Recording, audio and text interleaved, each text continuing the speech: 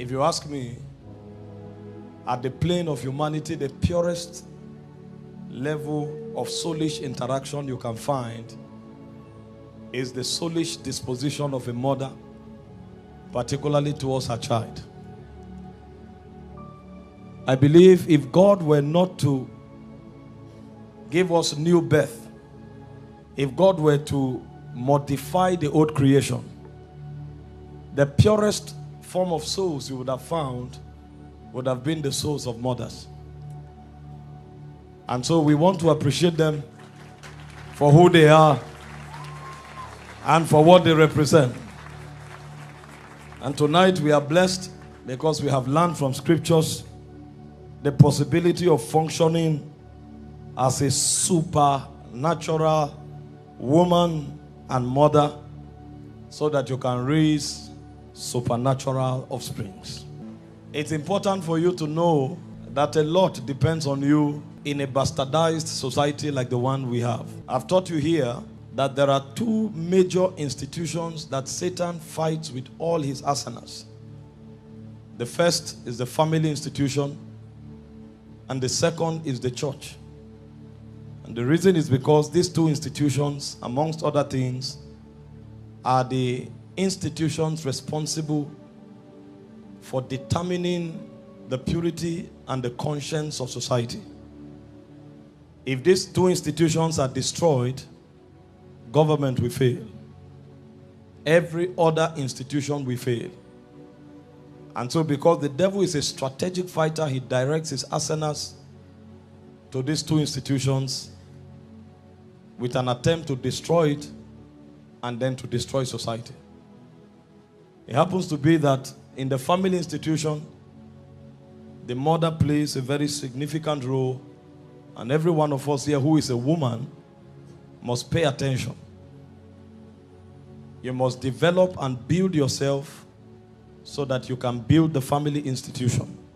Because to a very large extent, a lot depends on you. I don't have time to teach you tonight. The Lord has spoken to us. But I want you to know that there is a ministry that every mother has. And everyone who is hoping to become a mother must pay attention to that ministry.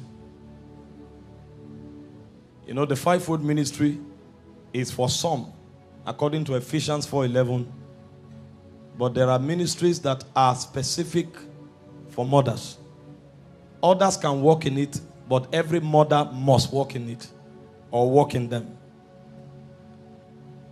The first is the prophetic ministry. Every mother who will be an accurate mother must be prophetic in nature.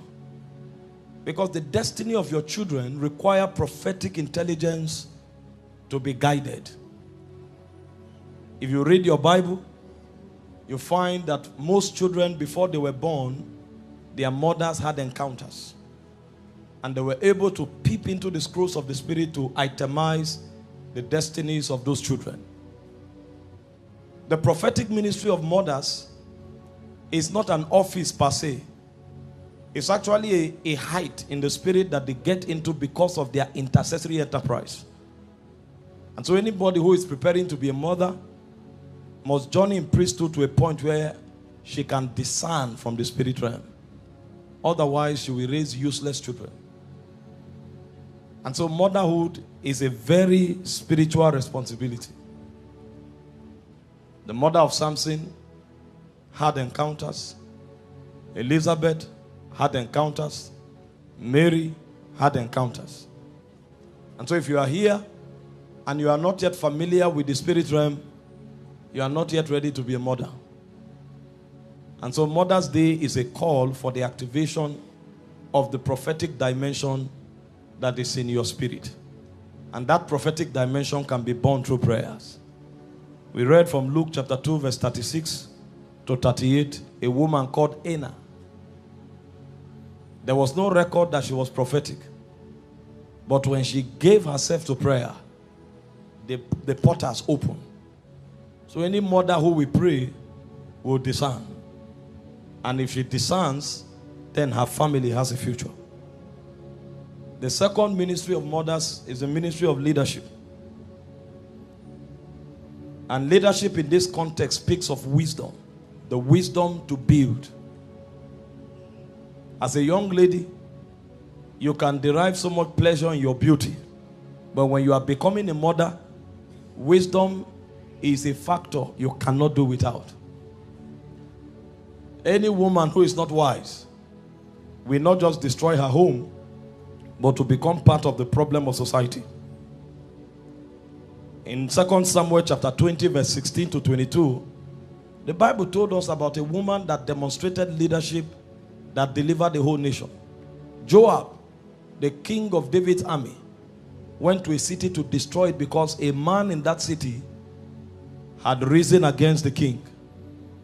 And when the army came to destroy the city, a woman cried out and said, "Hear me, hear me." And she summoned the attention of a military general. And when Joab came to her, she said, "It is captured in prophecy that they will get counsel from Abel. So listen." And Joab said, "I listen." And she said, "You can't destroy God's inheritance. The land is the heritage of God. No matter what happened, you can't march an army here to annihilate us. It will be against the counsel of God. Who is he that you are looking for?" And Joab called the name of the son of Bichri. And the woman told her, "Go back with your soldiers. By tomorrow, we will throw the head of the man you are looking for. Go home." And Joab went back, and the whole nation was delivered. No man could stand. But a woman of wisdom stepped out and saved a whole territory. Most of the attacks that will come to the home front, it will not be power that will solve it. It will be wisdom. Either the wisdom you inject into your husband or the wisdom structure you put in place. Wise women must rise. So Mother's Day is a call for wisdom. The third ministry of mothers is the ministry of worship. A mother must learn to teach the family the way of worship. Anything that happens at home, lead the Thanksgiving procession. You must be the one who is prompt to say, "Let's give God thanks. Let's glorify God." I'm not saying you take the position of the priest. If you study Israel, Moses was the leader. Aaron was the priest. But when they crossed the Red Sea, in Exodus 15, verse 20 to 21, it was Miriam that led Israel to give thanks. So every mother must master the art of gratitude. The least thing that God does in the family, lead the family to give God thanks. And you will see how God will multiply his blessings upon the house. The fourth ministry of mothers is the ministry of intercession. Every mother must be a prayer warrior. If you don't pray, the white beast we find a pathway into the family. Every mother. 1 Samuel 1 verse 9 to 28. We saw that when the man did not have a child, he said, "Instead of burdening myself, let me get another wife and produce children." But you see, the other wives can't raise prophets. So it's not about children, it's about prophet. Israel needed the prophet. You know, men look for solution. And some of you don't have spiritual men that will say God. So when there is problem, this job is not working, it takes another job. No, it's not job. There's an attack on the ordination of that bloodline. The man got another wife, got children. But Hannah won't rest. It was her intercession that activated the priesthood of Eli, because Eli was blind. Even the priest in the land had no eyes. The Bible said in those days there was no open vision. The voice of God was scarce. And so there was no help from the priesthood. But a woman began to intercede. Her intercession activated Eli. And Eli said, "Go, you have a child." For the first time, the voice of the priest was heard. And when Samuel was born, the priesthood didn't end until a prophet rose in Israel. We need praying women. We have seen too much mascara, foundation. We have seen gold, diamond. Where are the warriors in the spirit? The women of Shiloh. that will not sleep until a prophet is born. Where are those women? We are a generation of Instagram. Fingernails are longer than fork. They can't wash clothes plate anymore because the finger is too long. I'm not against finger, I'm not against mascara, but where are the women that can cry? The Bible said Rachel was weeping for her children. When children are held in bondage, it's women that cry and say, restore, restore, restore, restore. Where are the Rachels? I heard a voice in Ramah. Rachel was weeping for her children. We have wayward children on the street. Where are Rachel? Today, people are on drugs. Yahoo, Yahoo everywhere. But we can't find Rachel. Where is the womb of Rachel that will cry and release lamentation over a generation? Children are lost. Lost to gambling. Lost to violence. Lost to manipulation and gimmicks. And we can't find women that cry. In Matthew chapter 2 verse 18 it says, I heard a cry in Ramah. It was not men that were crying. It was Rachel. Rachel was weeping. We need women that can ransom a generation. Our sons can't be given to alcoholism. Our sons cannot become bandits. Our sons with potentials cannot become Yahoo Yahoo people.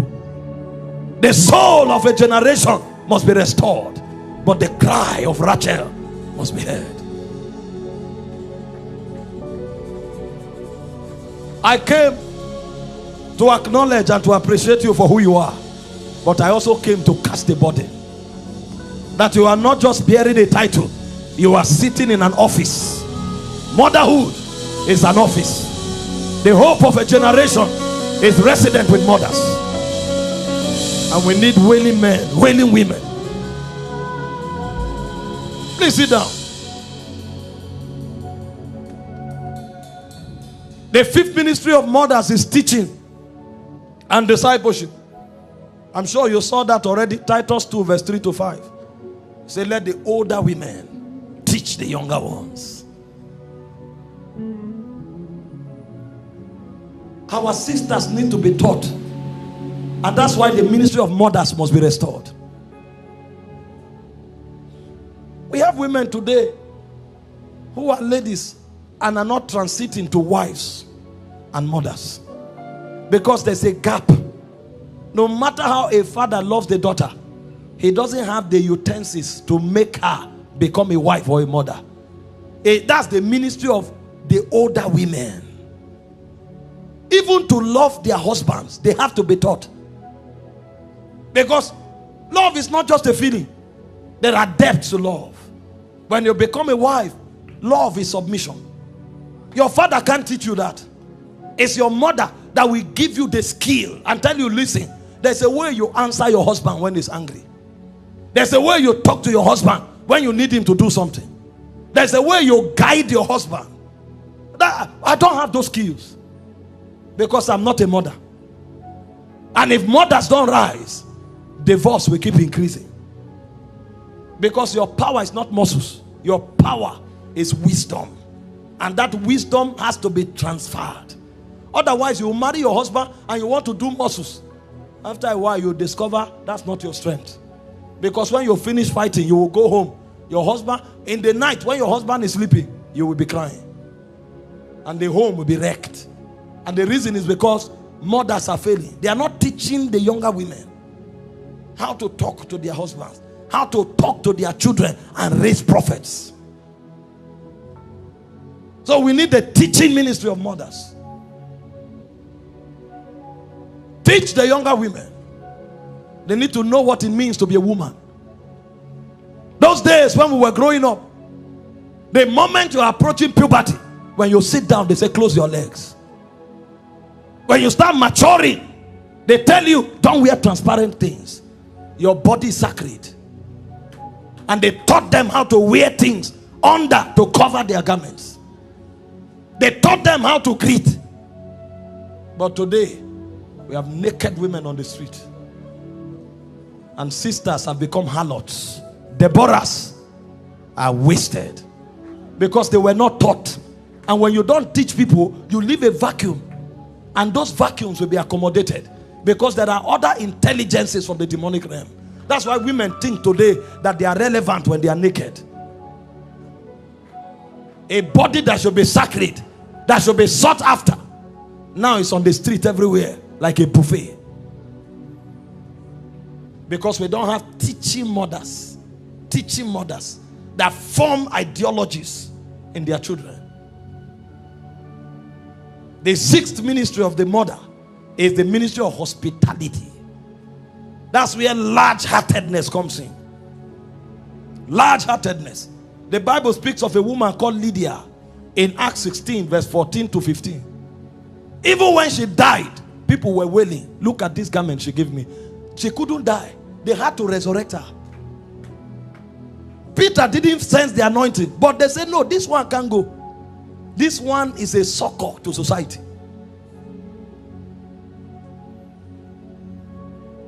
The heart of many women now is so narrow. Narrow. That's why they are raising men who are selfish and self-centered. Those days when we were growing, when it's lunch, you'll see strange people come home. Your mother will say, give them food. He is teaching you something. That what you have does not belong to you alone. It belongs to you and every other person that has need. When you have that orientation, tomorrow if you become a businessman, you will know how to handle people with temperament of mercy and kindness. We have people in power today. They are ruled by self-centeredness because they were not taught hospitality. When neighbor's child is hungry, mother say, enter and eat. Eat your food here. Don't give them. Don't give them. You think you are helping your child? You are raising a self-centered, wicked man who will no longer have compassion when he grows. Hospitality is one of the greatest weapons of mothers. Your child has to say, share with that person. You are teaching him something. That's how we found Bible women. Number 7, mothers are soul winners. They didn't just win individuals, they won nations. The first evangelist was not a man after Jesus rose from the dead. Not one apostle preached the resurrection until Mary Magdalene preached. He is risen. He is risen. The first gospel was preached by a woman. He is risen.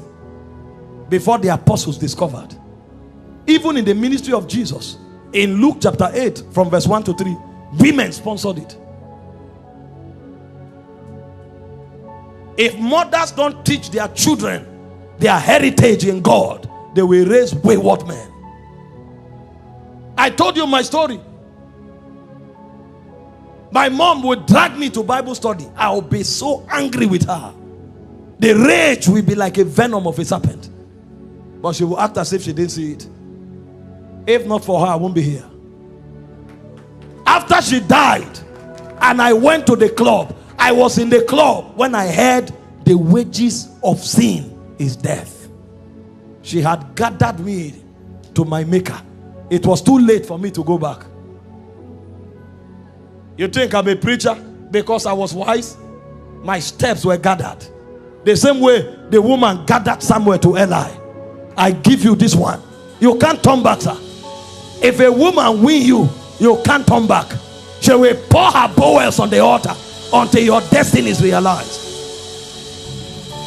My mom cried over my soul. He can't be lost. I rose up stubborn with a lot of imaginations, but she chiseled me on the altar. You can't be wayward. You can't. I give you to God. The days when I thought I became wise, her oracles, her covenants, her priesthood did not allow me wander away. Even in the club, the walls were talking to me. This is not your place. A place has been prepared for you among the sanctuaries of the priest of heaven. You can't waste here.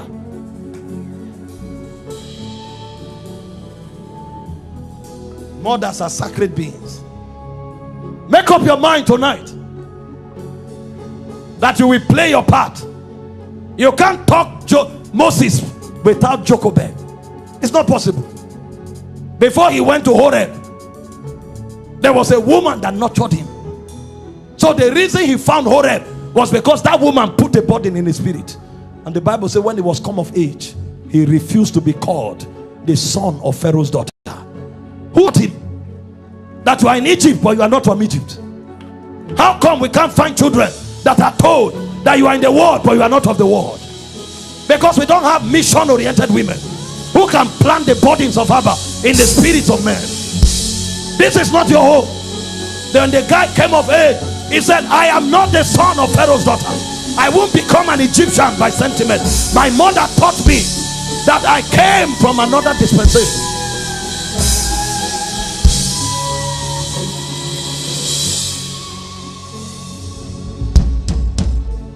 Society is bastardized because we need an emergence. That emergence has not happened. The emergence of true mothers in Israel. We need mothers. Mothers in Israel. The eighth ministry of a mother is compassion.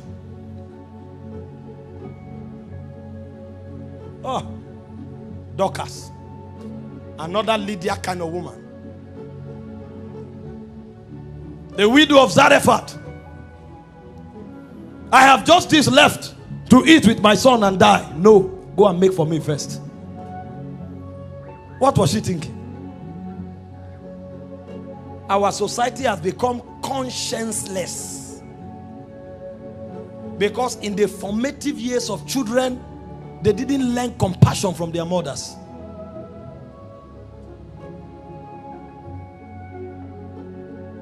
And a child becomes what he was taught between the age of 1 to 7. That's when the soul is formed.